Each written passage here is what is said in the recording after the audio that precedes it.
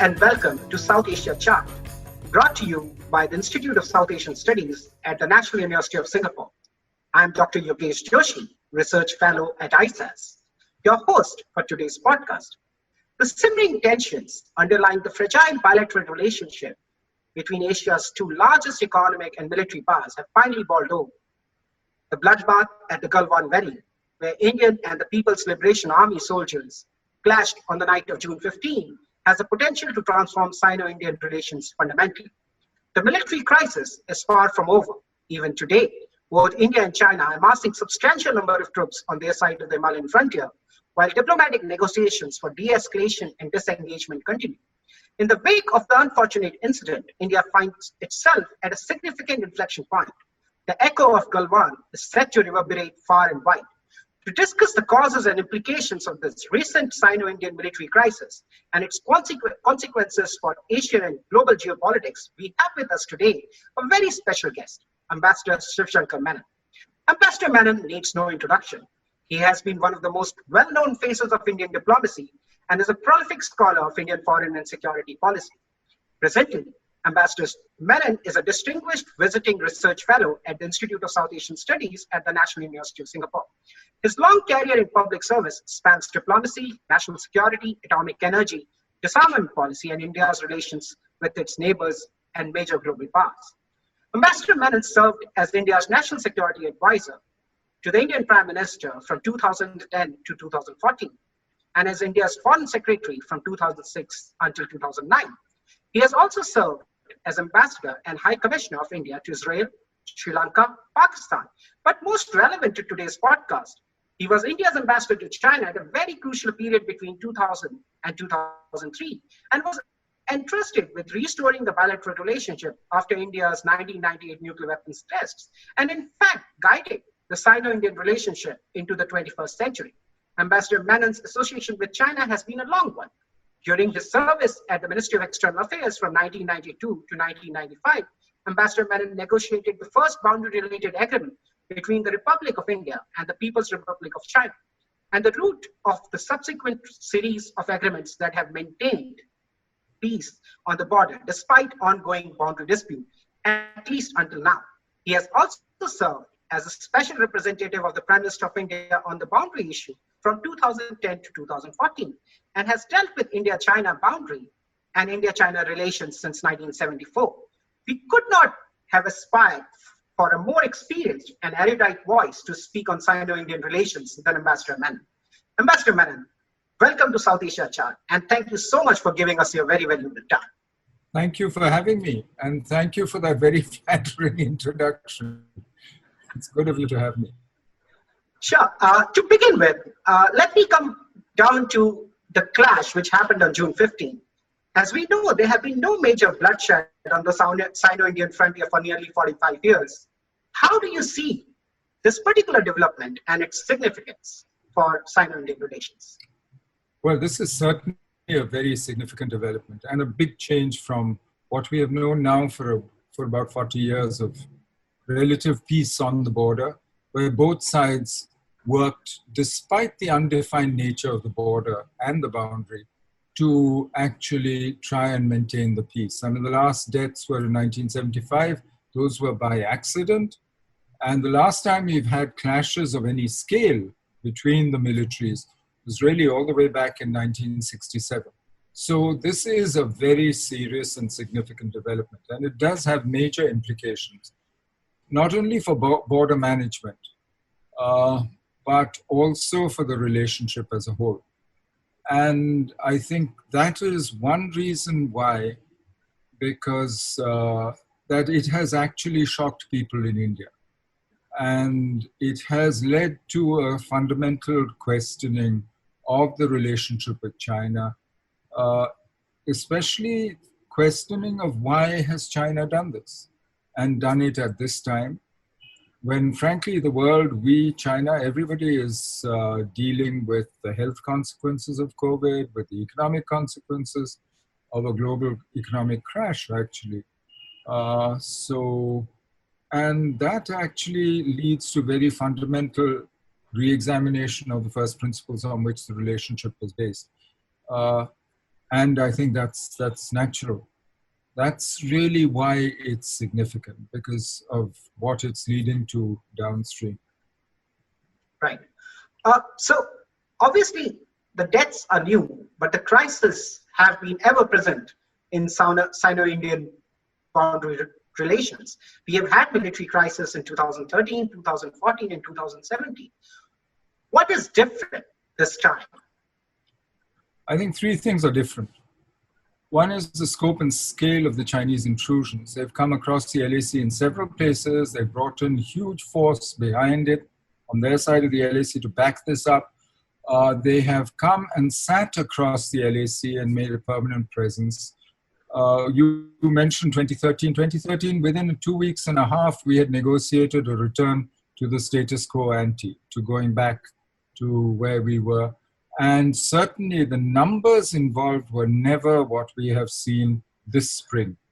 I mean, they have been escalating. I mean, 2013 was much smaller than 2014 when 1,000 people came into Chumar, or than 2017 in Doklam.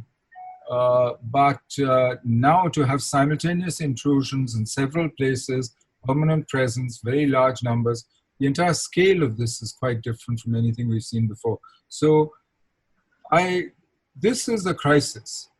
I would not characterize everything that happened before as a crisis. Doklam perhaps was a near crisis, but that also was negotiated. It took a bit longer, 72 days, but the face-off spot is clear as a result.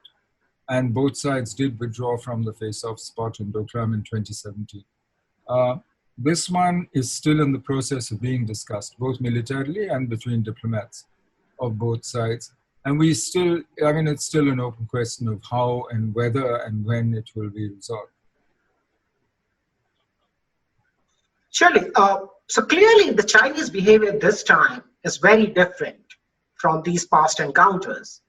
What is the reasoning in Beijing, in your reckoning, which has led to this very different behavior on the part of PLA and China?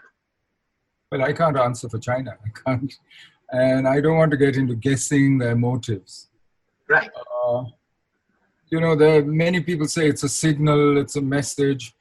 If this is messaging or signaling, it's very inefficient, because everybody's guessing what the signal is. I mean, you're asking me, why are they doing this? Right.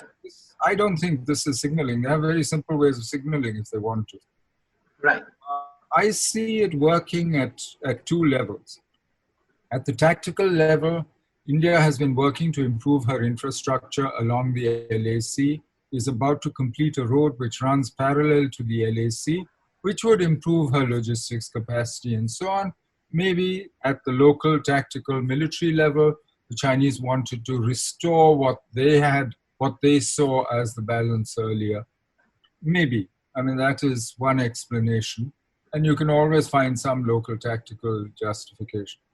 But at the larger level, and this is why it is worrying, it seems to be part of a larger pattern of Chinese risk-taking and assertiveness across the board, whether it's in the Senkakus, where they've sent submarines, ships, whether it's in the South China Sea, where there is now talk of an ADIZ being declared there as well, whether it's Taiwan, where military aircraft have been sent across, whether it's Hong Kong, where despite the earlier agreements, China has decided to pass a security law, which will bring Chinese law enforcement and security structures into Hong Kong without consulting the Hong Kong institutions, actually, or passing them through them.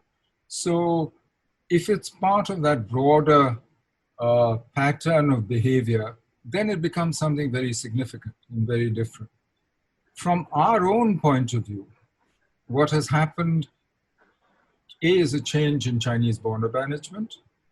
B, is also calls into question the various agreements that we have signed with China on peace and tranquility along the border since the 1993 agreement, 96, etc. And that is something that now is open and must be questioned. It also calls into question the Chinese commitment to the overall relationship and what they see as the future of this. Because I'm sure they are clever enough to know that action like this will have reactions in the Indian populace. You can already see calls for boycotts of Chinese goods gaining strength in India.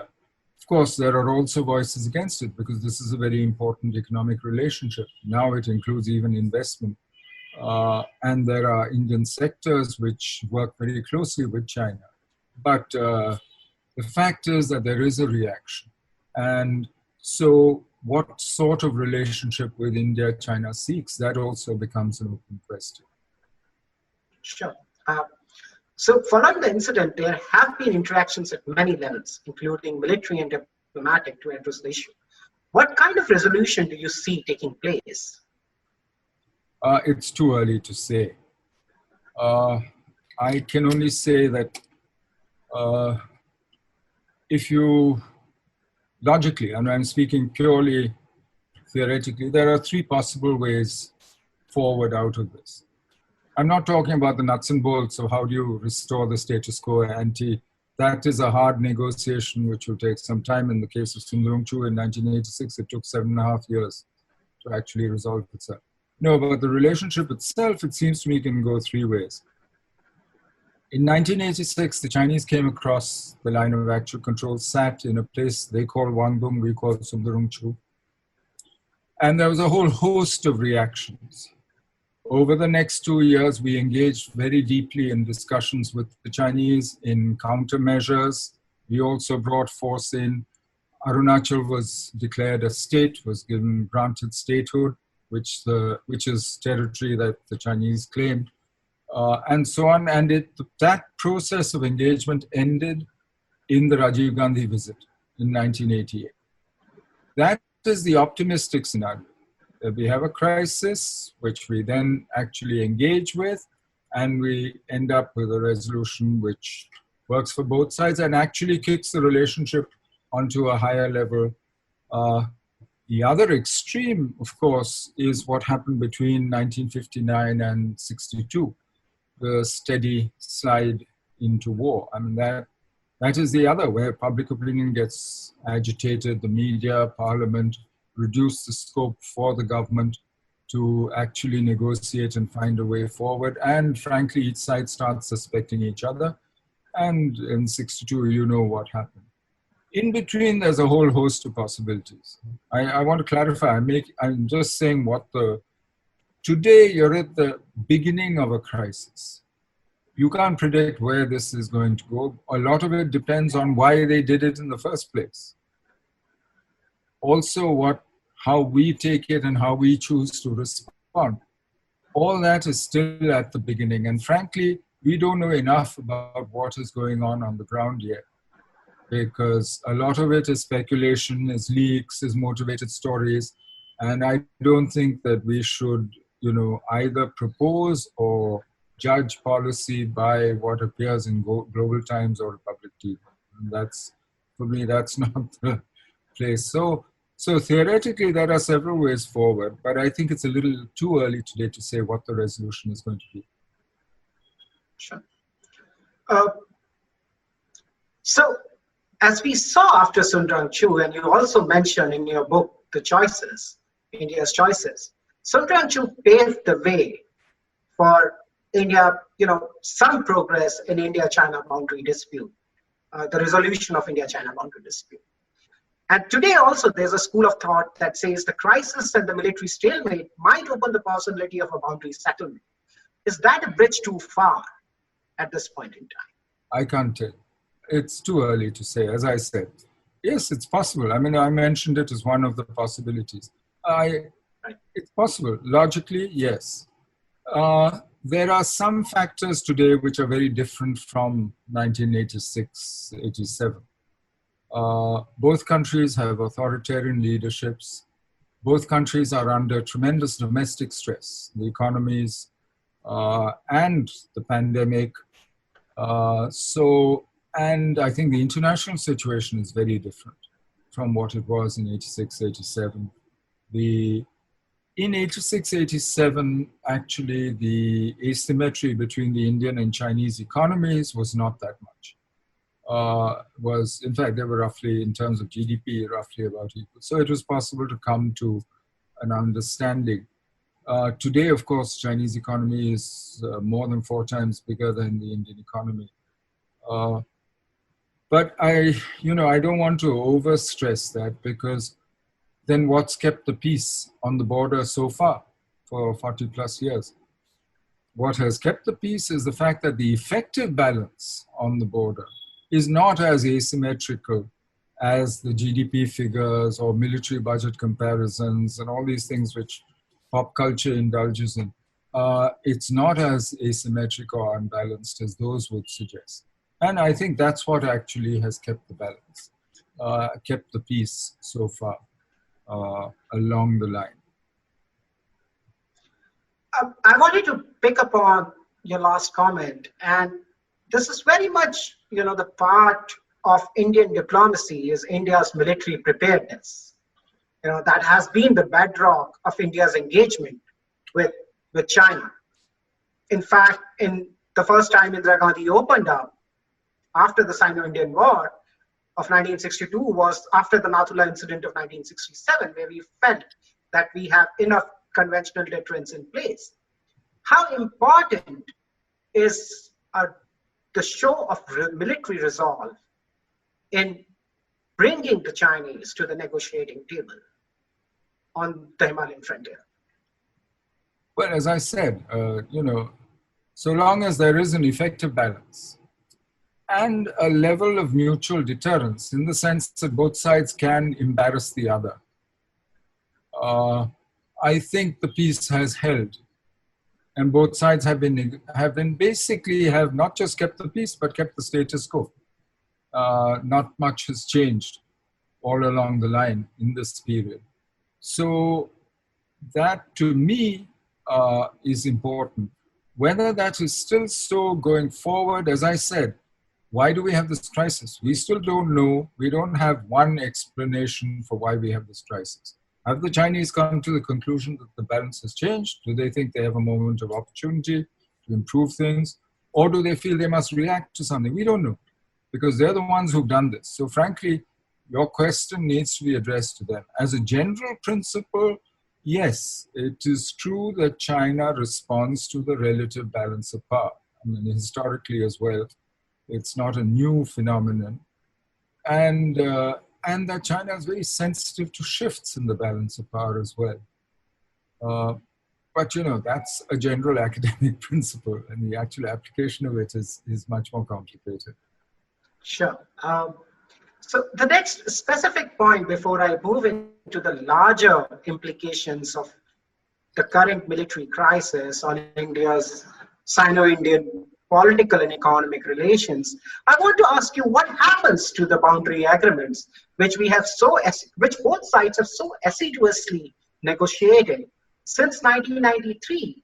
The clash at Galwan kind of brings into question the efficacy of these agreements, but also it creates certain kind of great mistrust, and that might lead to more accidental escalation rather than a more intentional escalation. So what happens to these boundary agreements now? Well, I think that's really a question. It does raise questions about China's commitment to the agreements that we have not just signed, but actually implemented for several years since 1993. Whether that commitment is still there, whether she still intends to implement them, that is why these events, and in several places, are so significant, because they call into question the commitment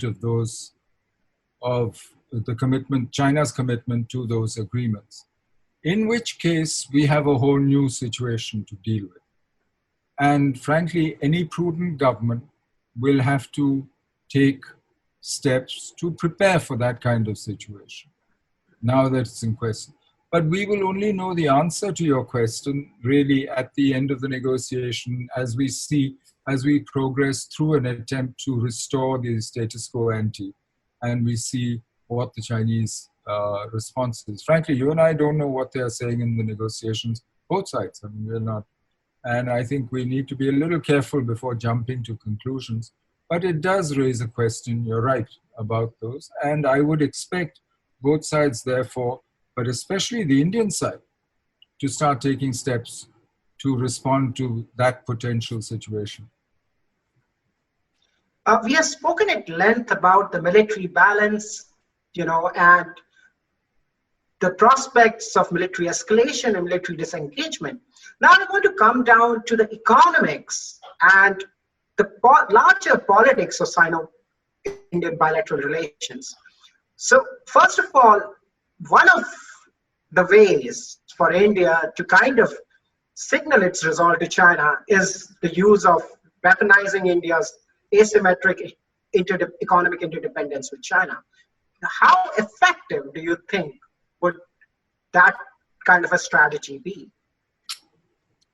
Well, it's clear that India's economic leverage over China is limited but exists, especially at a time when the global economy is in this tremendous downturn, when markets for Chinese goods, and not just for Chinese goods, but in the last 6 years, Chinese investment in India has gone from something like $1.8 billion to $26 billion or so, estimated.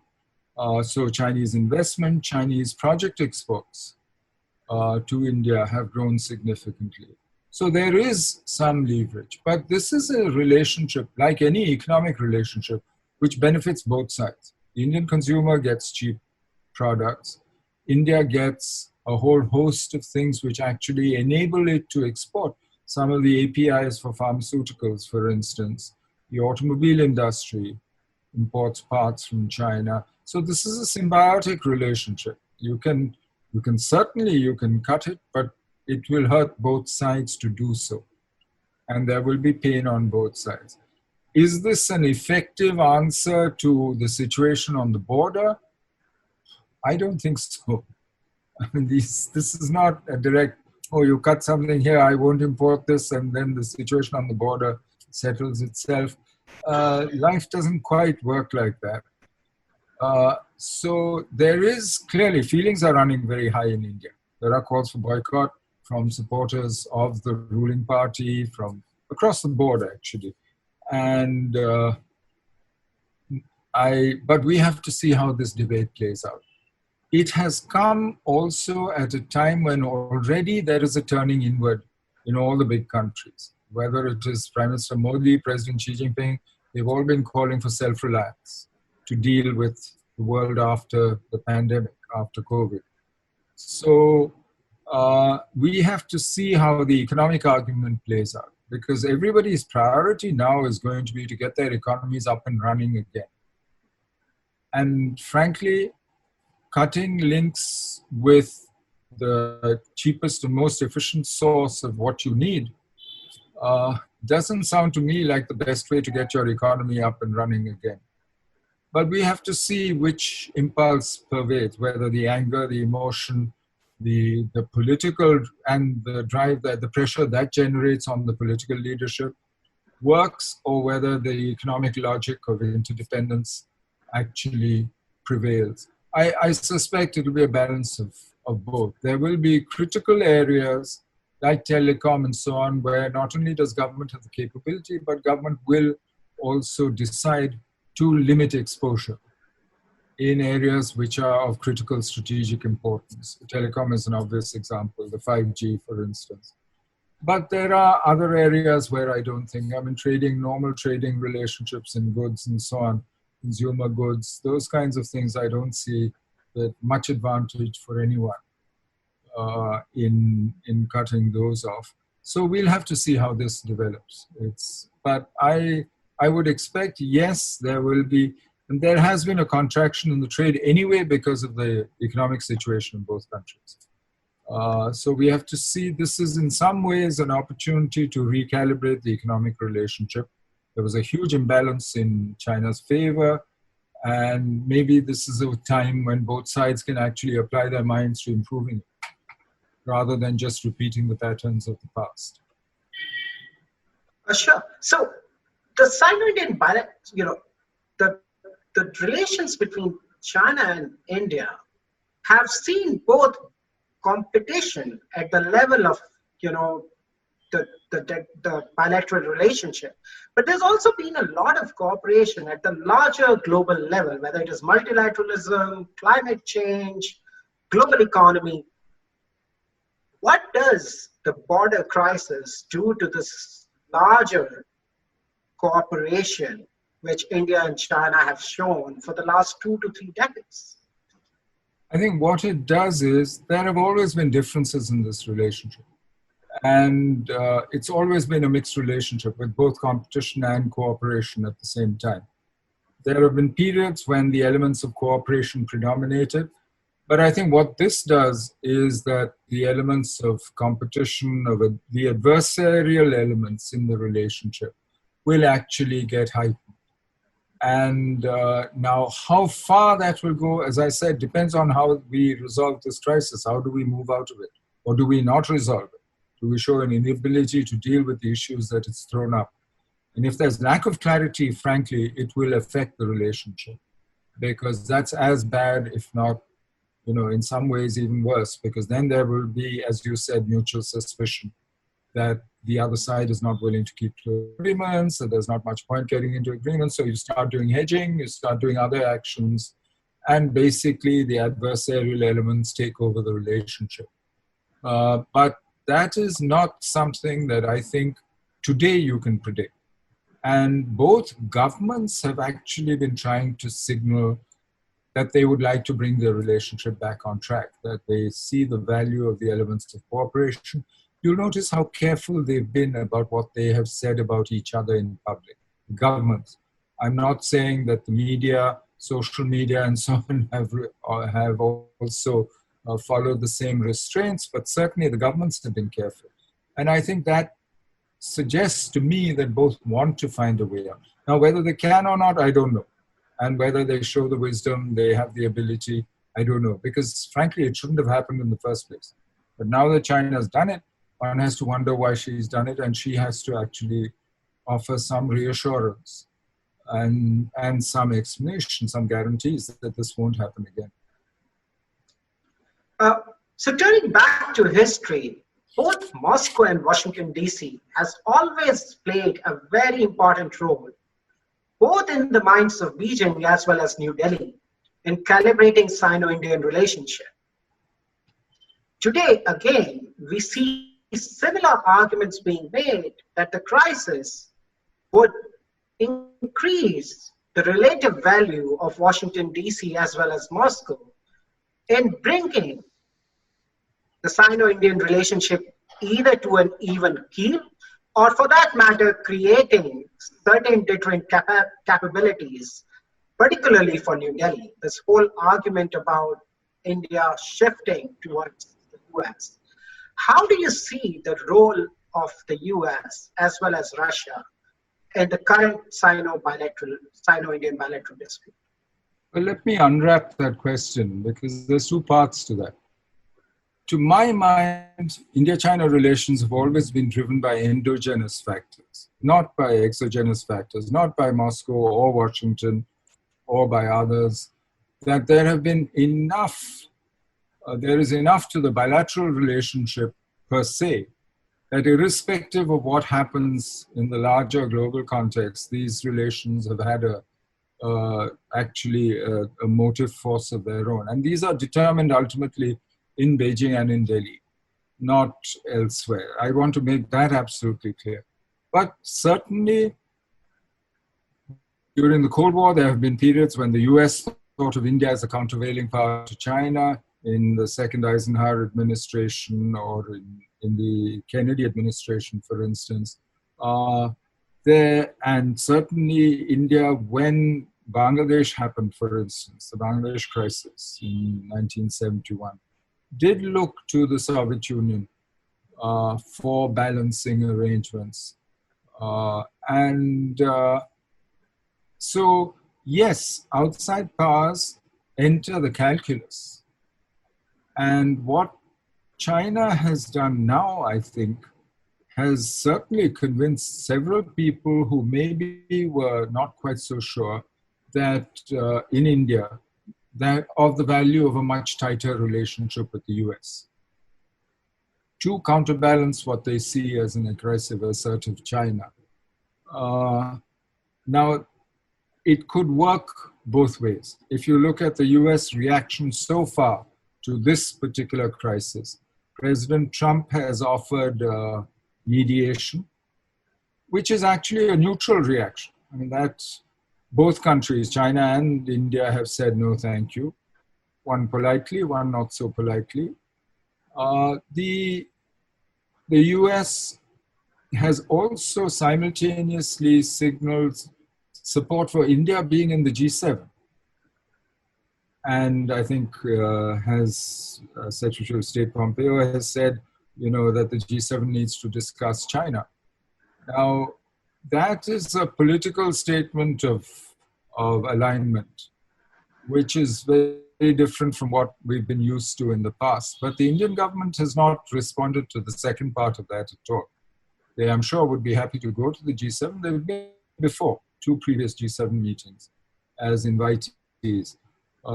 So there is political support. There have been statements by the Assistant Secretary of State and others. There's political support. There's an offer of mediation. But ultimately, I think India knows that whatever problems there are on the border need to be dealt with on the border itself by India herself.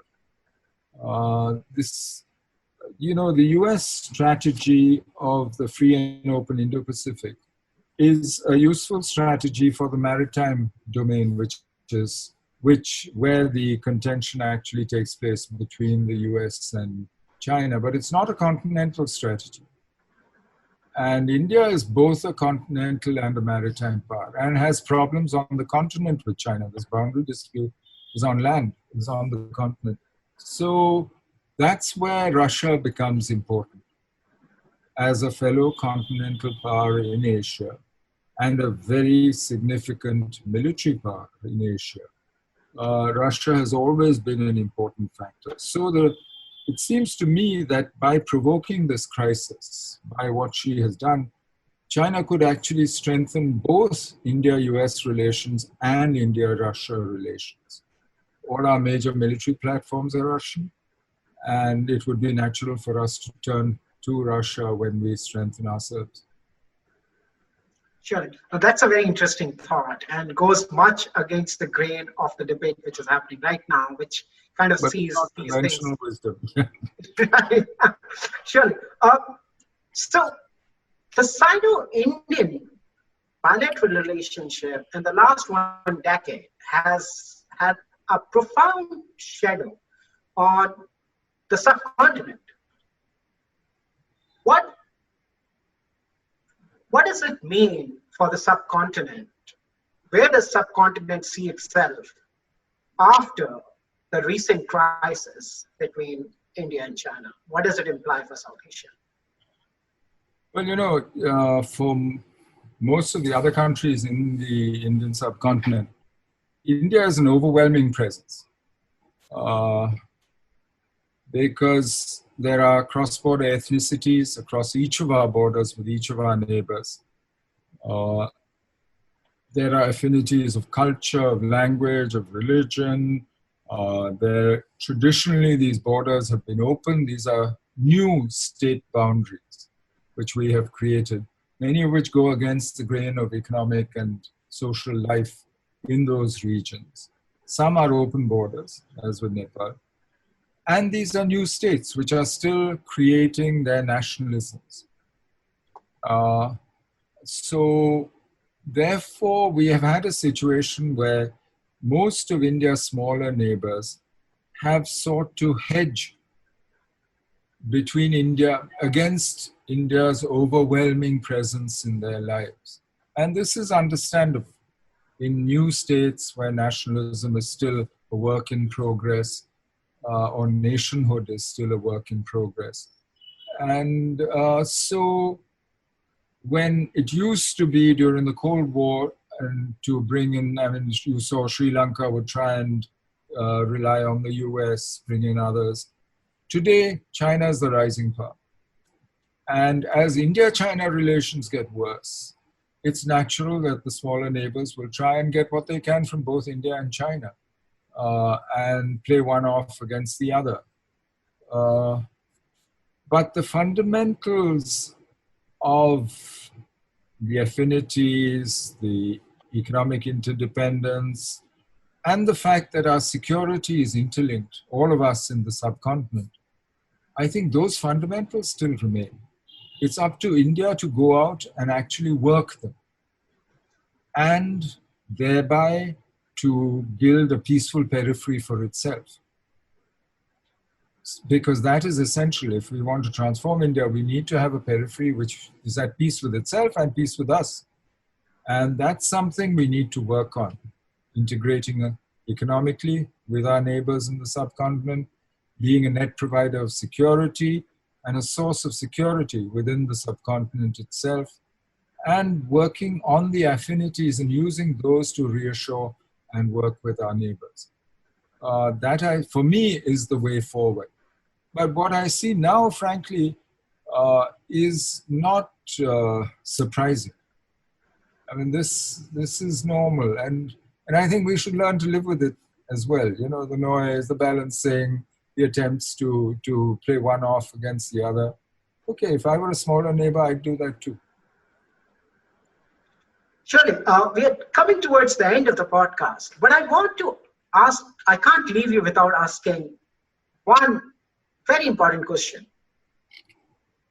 What, in your opinion, if India has to do 3 things today to set a long-term strategy, not only to take, to maintain the balance of power with China, to have that cordial relationship, which is basically built upon respect, what are the 3 things India should plan to do?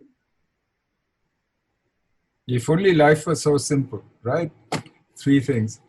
Well, there are 3 things that I think should be done, but these are not exclusive, or it's not vis-a-vis China itself. I think we need a new strategic framework that we both understand for managing the relations. The old framework from 1980, that no longer works. I think we need a new modus vivendi. That requires a strategic dialogue where we sit down and look at our core interests, both sides, and see how we manage the differences, whether we can settle them, etc. That's vis-a-vis China itself. But secondly, I think India needs to engage with the rest of the world, certainly with Southeast Asia. You cannot run an active political, military strategy abroad if it's not backed up by economic interdependence and relationships. So my favorite example is that we need to be in RCEP. We need to negotiate a way of being in RCEP. We need to work with our neighbors. And I think that's very important. Somebody once said, my foreign policy is 8% growth. And there is some truth in that we need that. But thirdly, and most important, I think the world is between orders.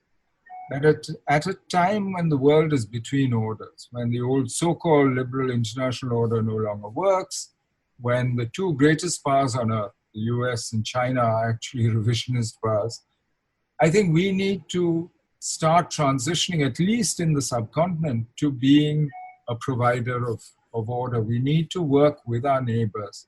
And that's very important that we do this. I mentioned already, integrate our economies, be a net provider of security, etc., within the neighborhood, but make this a neighborhood of peace so that we have a peaceful periphery within which we can operate in these uncertain times when the globe itself is so uncertain. This has been very enlightening past half an hour for me personally, but I'm also sure that our listeners would agree with my assessment. Thank you, Mr. Ambassador Menon, for joining us today at South Asian Chart. We deeply value your insights and the time which you have given us today. Thank you. If you wish to learn more about ISAS, please visit our website, isas.org. www.nus.edu.sg.